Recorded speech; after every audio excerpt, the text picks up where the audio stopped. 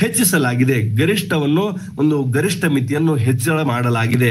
ಹಾಗಾಗಿ ರಾಜ್ಯ ಸರ್ಕಾರದ ಒಂದು ಆದೇಶ ಹೊರಡಿಸಲಾಗಿದೆ. ಬೆಳಗ್ಗೆ ಬಹಳಷ್ಟು ಇಂಪಾರ್ಟೆಂಟ್ ಆಗಿರುವಂತಹ ಮಾಹಿತಿ ಪಿಂಚಣಿದಾರರಿಗೆ ಲಭಿಸಲಿದೆ. ಪಿಂಚಣಿದಾರರಿಗೆ ಇದರಿಂದಾಗಿ ಅವರ ಮುಂದಿನ ಜೀವನ ಸುಖಕರವಾಗುವುದಕ್ಕೆ ರಾಜ್ಯ ಸರ್ಕಾರದಿಂದಲೇ ವಿಶೇಷವಾಗಿ ಗಮನವನ್ನು ಹರಿಸಲಾಗಿದೆ ಎಂಬುದರ ಬಗ್ಗೆ ಮಾಹಿತಿ ಬರ್ತಾ ಇದೆ. ನೋಡ್ತಾ ಇದ್ದೀರಾ, ಬಿಗ್ ಬ್ರೇಕಿಂಗ್ ನ್ಯೂಸ್. ಬೆಂಗಳೂರು 7ನೇ ವೇತನ ಆಯೋಗದ ವರದಿಯ ಜಾರಿಗೆ ಗೊಳಿಸಿದ ರಾಜ್ಯ ಸರ್ಕಾರ ನೌಕರರಿಗೆ ಸಿಹಿ ಸುದ್ದಿ ನೀಡಿದ್ದು, ರಾಜ್ಯ ಸರ್ಕಾರ ಈಗ ನಿವೃತ್ತ ನೌಕರರ ವೇತನ ಹೆಚ್ಚಳ ಮಾಡಿ ಪಿಂಚಣಿದಾರರಿಗೂ ಗುಡ್ ನ್ಯೂಸ್ ನೀಡಿದೆ. ನೋಡ್ತಾ ಇದ್ದೀರಲ್ಲ, ಬಿಗ್ ಬ್ರೇಕಿಂಗ್ ನ್ಯೂಸ್ ಬಹಳಷ್ಟು ಇಂಪಾರ್ಟೆಂಟ್ ಆಗಿದೆ. ಯಾಕಂದ್ರೆ ರಾಜ್ಯದಲ್ಲಿ ಕಾದು ಕುಳಿತಿರುವಂತಹ ನಿವೃತ್ತ ನೌಕರರು ಈಗ ಖಂಡಿತವಾಗ್ಲೂ ಅವರಿಗೆ ಒಳ್ಳೆಯದಾಗುತ್ತೆ. ಯಾವೆಲ್ಲ ಸೌಲಭ್ಯಗಳು ಸಿಗಲಿದ್ದಾವೆ ಎಂಬುದರ ಬಗ್ಗೆ ಸಂಪೂರ್ಣವಾಗಿ ನೋಡ್ತಾ ಹೋಗೋಣ. ಅದಕ್ಕಿಂತ ಮುಂಚೆ ರಾಜ್ಯದ ನಿವೃತ್ತ ನೌಕರರು ಯಾರೆಲ್ಲ ಮಾಹಿತಿ ನೋಡ್ತಾ ಇದ್ದೀರಾ, ಈ ಮಾಹಿತಿಯನ್ನು ಲೈಕ್ ಮಾಡ್ತಾ ಹೋಗಿ. ನಿಮ್ಮ ಲೈಕ್ ನಮಗೆ ಬಹಳಷ್ಟು ಪ್ರೋತ್ಸಾಹವಾಗಲಿದೆ. ಹಾಗಾಗಿ ನೀವು ಲೈಕ್ ಮಾಡಿ, ನಿಮ್ಮ ಪಿಂಚಣಿ ಕಮೆಂಟ್ಸ್ ಅಲ್ಲಿ ತಿಳಿಸ್ತಾ ಹೋಗಿ. ಎಷ್ಟು ವೇತನ ಹೆಚ್ಚಳವಾಗಲಿದೆ ಅದ್ರ ಬಗ್ಗೆನೂ ಸಹ ತಿಳಿಸ್ತೀವಿ. ದಯವಿಟ್ಟು ಲೈಕ್ ಮಾಡ್ತಾ ಹೋಗಿ. ಮಾಹಿತಿ ನಿಮ್ಮ ಲೈಕ್ ನಮಗೆ ಬಹಳಷ್ಟು ಪ್ರೋತ್ಸಾಹ ನೀಡಲಿದೆ ಎಂಬುದರ ಬಗ್ಗೆ. ಹಾಗಾದ್ರೆ ಇನ್ನೇನು ತಡ, ರಾಜ್ಯ ಸರ್ಕಾರದಿಂದ ರಾಜ್ಯ ಸರ್ಕಾರಿ ನೌಕರರ ನಿವೃತ್ತಿ ವೇತನ ಮತ್ತು ನಿವೃತ್ತಿ ಸೌಲಭ್ಯಗಳ ಪರಿಷ್ಕರಣೆಯ ಬಗ್ಗೆ ಸಂಪೂರ್ಣವಾಗಿ ತಿಳಿತಾ ಹೋಗೋಣ. ಅದಕ್ಕಿಂತಲೂ ಮುಂಚೆ 7ನೇ ವೇತನ ಆಯೋಗ ವರದಿ ಜಾರಿ ರಾಜ್ಯದಲ್ಲಿ ಕೆಲಸ ನಿರ್ವಹಿಸುತ್ತಿರುವಂತಹ ಸರ್ಕಾರಿ ನೌಕರರಿಗೆ, ಪ್ರೆಸೆಂಟ್ ಆಗಿ ಕಾರ್ಯನಿರ್ವಹಿಸ್ತಾ ಇರುವಂತಹ ಸರ್ಕಾರಿ ನೌಕರರಿಗೆ ಅನುಕೂಲವಾಗ್ತಾ ಇದೆ. ಹಾಗಾಗಿ ನಿವೃತ್ತ ನೌಕರರಿಗೂ ಸಹ ಅನುಕೂಲ ಆಗ್ಬೇಕಲ್ಲ. ನಿವೃತ್ತ ನೌಕರರ ಮತ್ತು ಪಿಂಚಣಿದಾರರಿಗೆ ಗುಡ್ ನ್ಯೂಸ್ ನೀಡಿದೆ ರಾಜ್ಯ ಸರ್ಕಾರ.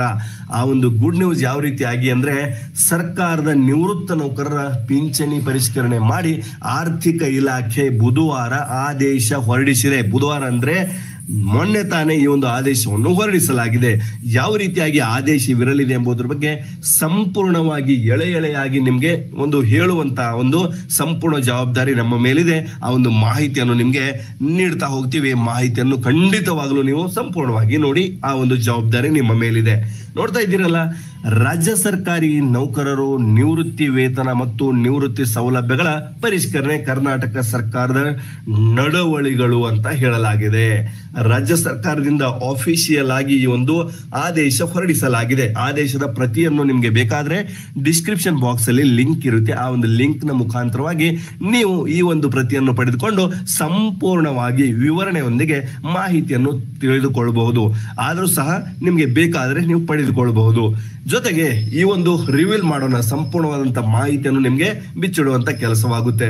ನೋಡ್ತಾ ಇದ್ದೀರಾ, ಕರ್ನಾಟಕ ಸರ್ಕಾರದ ನಡವಳಿಕೆಗಳು ವಿಷಯ ಇಂಪಾರ್ಟೆಂಟ್ ಆಗಿರುತ್ತದೆ.